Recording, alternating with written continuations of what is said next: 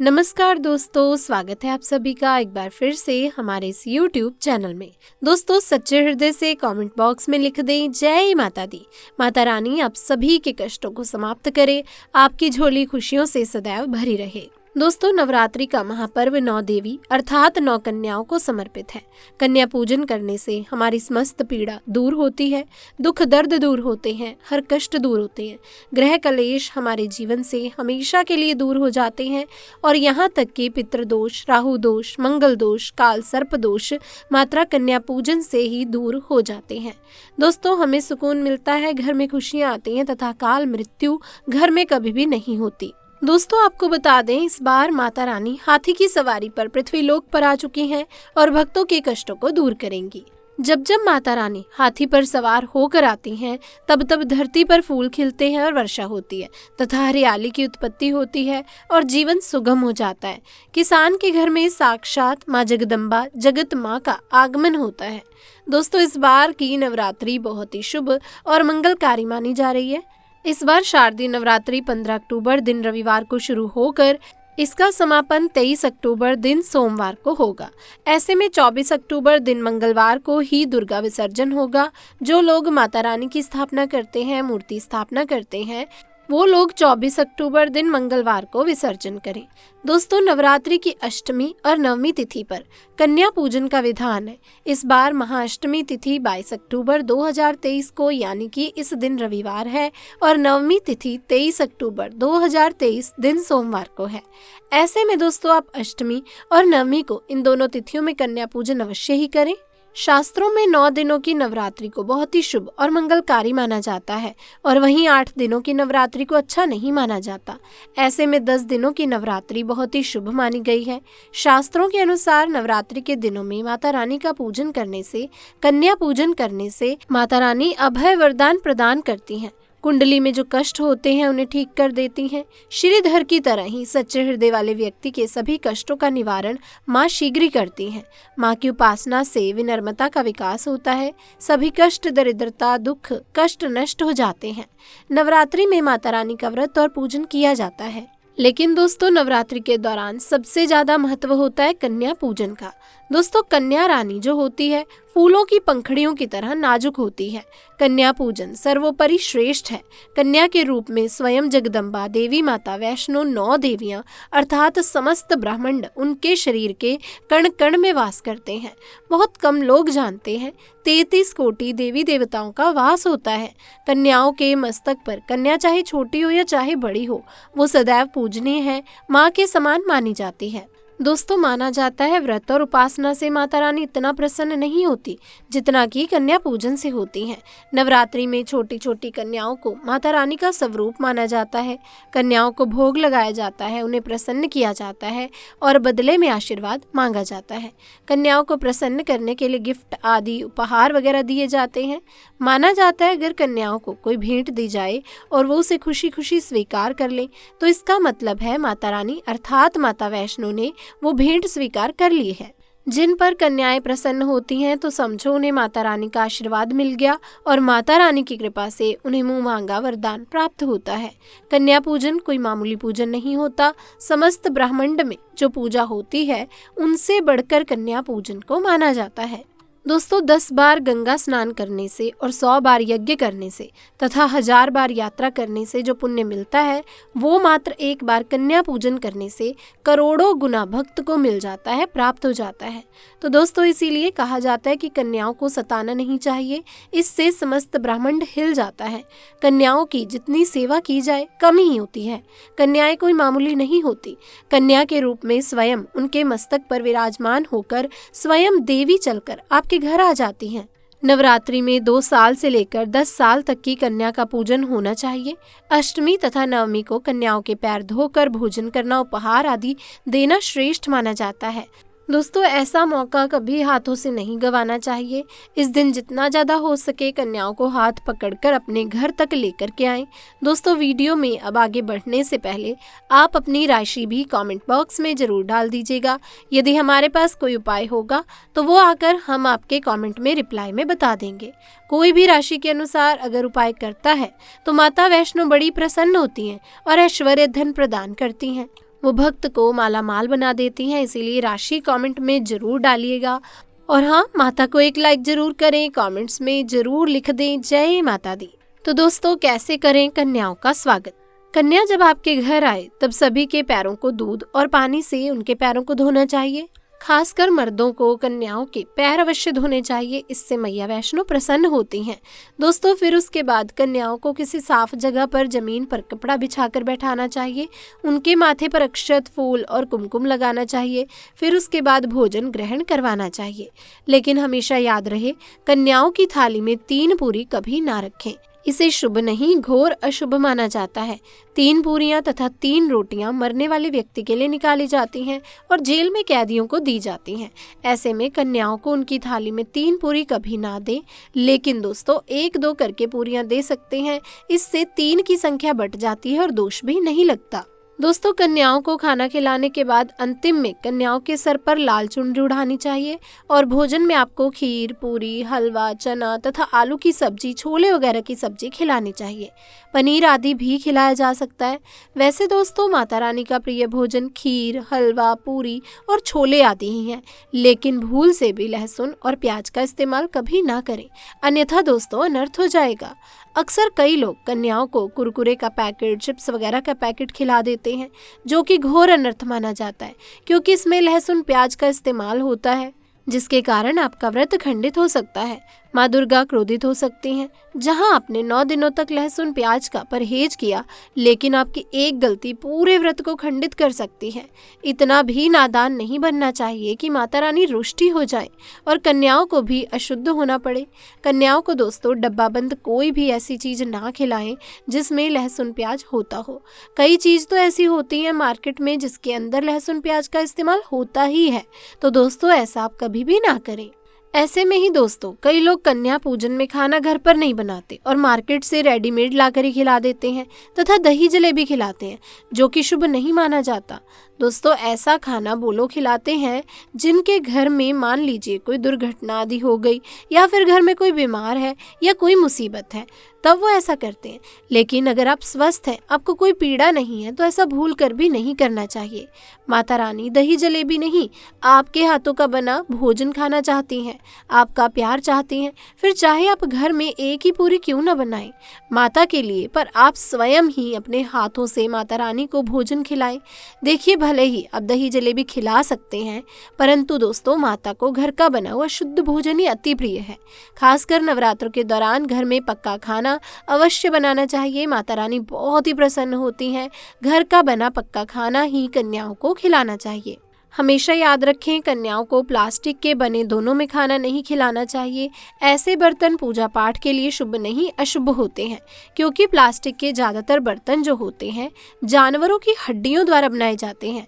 इसीलिए ऐसा पाप मत करना। कन्याओं को हमेशा स्टील के बर्तन या पत्तों से बने बर्तनों में ही भोजन करवाना चाहिए, बहुत ही शुभ माना जाता है।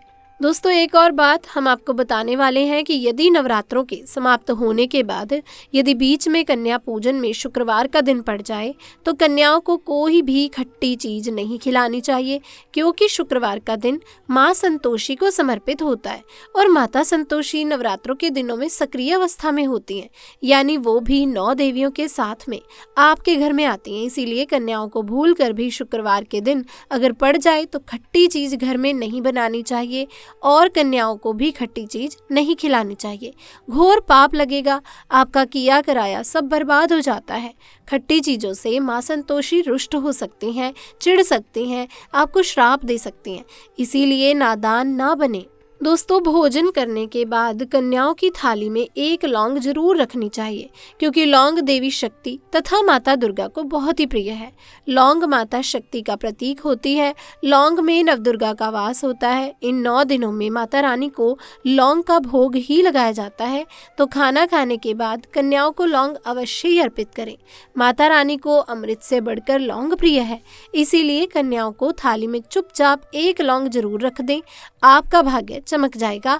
माता लक्ष्मी आपके जीवन में धन की कोई भी कमी नहीं होने देंगी। अब दोस्तों, आपको बता दें कन्याओं को उपहार में क्या देना चाहिए। कन्याओं को खुश करने के लिए उनकी थाली में दक्षिणा डालें, ताकि आपके घर में संपन्नता बनी रहे तथा धन की कोई भी कमी ना हो। कन्या जब आपके घर से खुशी खुशी धन लेकर जाती है, तो वो भी आपको खुशी खुशी कई गुना आपको धन प्रदान करती है।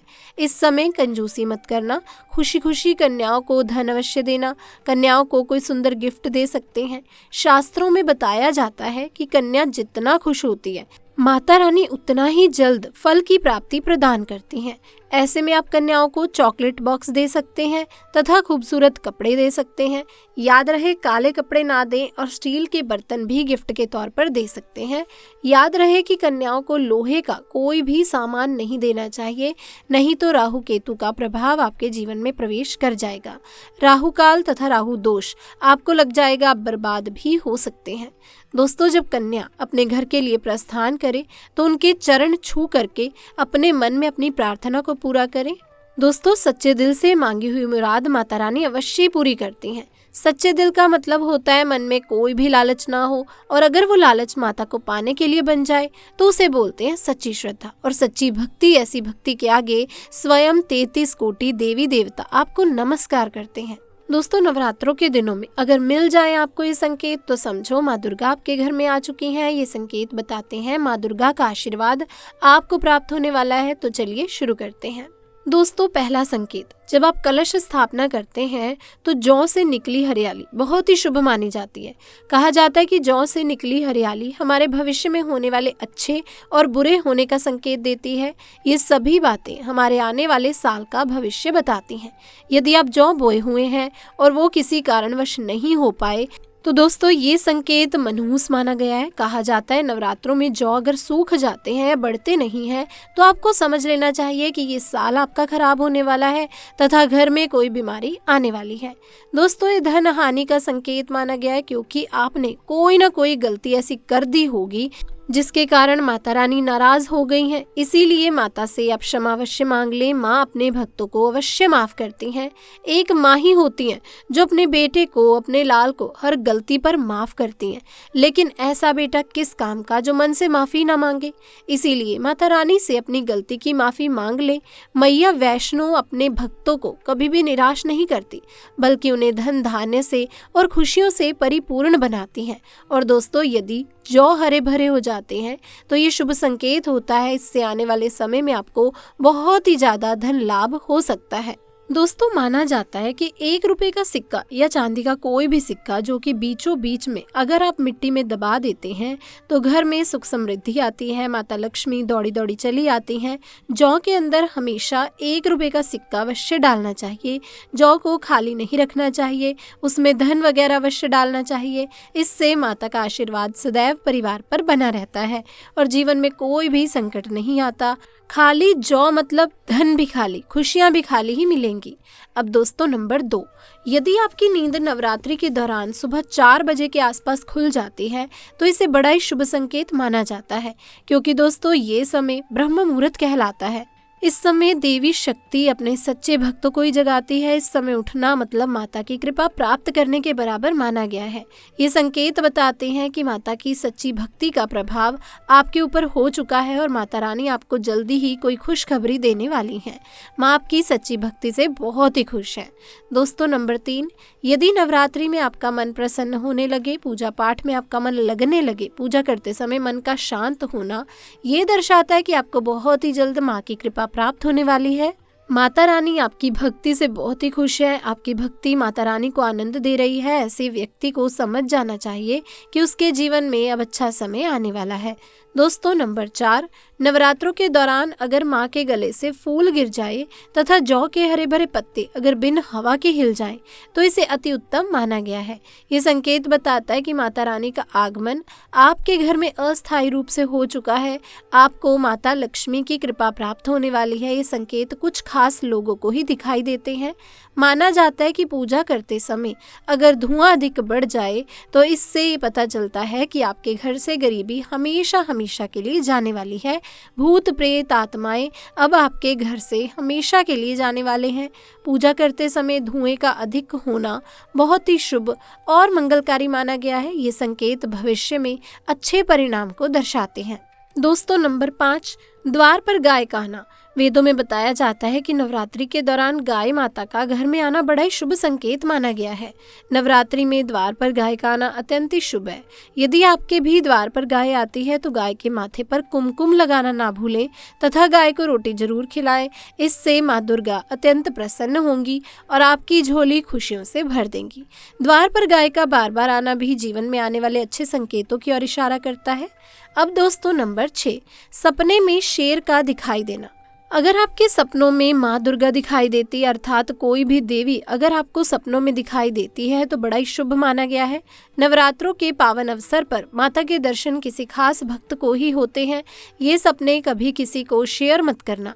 यदि माता की सवारी तथा शेर रात्रि में सपने में बार बार दिखाई देता है तो माँ दुर्गा आपसे प्रसन्न है। ये संकेत बताते हैं कि जल्दी आपकी कोई मनोकामना अवश्य ही पूर्ण होगी और आपके शत्रुओं का नाश हो जाएगा। शत्रु आपके नाम से ही थर थर कांपने लगेंगे। माँ दुर्गा का वाहन शेर है, इसीलिए नवरात्रि में शेर का दिखाई देना अत्यंत शुभ संकेत होता है। दोस्तों नंबर 7, यदि कोई छोटी कन्या आपको सुबह सुबह लाल वस्त्र धारण किए हुए दिखाई दे जाए तो आपने साक्षात माता दुर्गा के दर्शन किए हैं।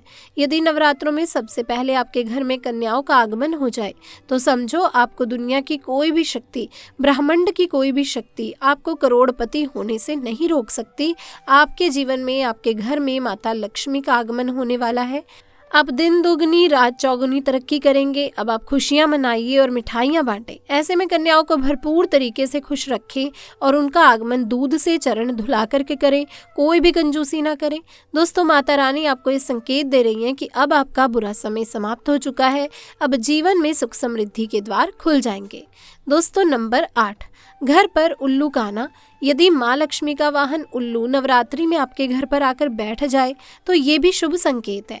इसका अर्थ है कि माँ लक्ष्मी का आपके घर में प्रवेश हो चुका है और आपकी आर्थिक स्थिति और मजबूत होगी।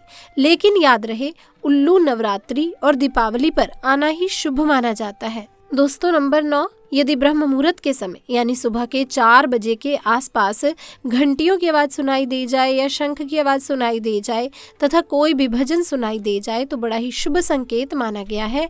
इससे पता चलता है कि माता रानी आपकी भक्ति से बहुत ही प्रसन्न है और आपके जीवन में सभी नकारात्मकता का नाश होने वाला है तथा माता लक्ष्मी की कृपा आपको प्राप्त होने वाली है। इसी के साथ दोस्तों अगर नवरात्रि के दौरान मंदिर के स्थान की ओर छिपकली चली जाए तो बड़ा ही शुभ संकेत माना गया है। इससे पता चलता है कि आपको माता लक्ष्मी की कृपा प्राप्त होने वाली है, माँ का आशीर्वाद आपको मिलने वाला है। नवरात्रों के दौरान मंदिर में छिपकली का दिखना बहुत ही शुभ संकेत माना गया है। आपकी भक्ति का फल आपको शीघ्र ही मिलने वाला है क्योंकि छिपकली को माता लक्ष्मी का प्रतीक माना गया है। किसी शुभ अवसर पर छिपकली का दिखना मंगलकारी माना जाता है और नवरात्रि में छिपकली का मंदिर में देखना साक्षात देवी लक्ष्मी का स्वरूप माना गया है।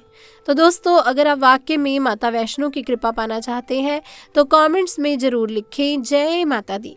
आपको वीडियो पसंद आई हो तो इस वीडियो को दोस्तों लाइक करें, शेयर करें और चैनल को सब्सक्राइब करें।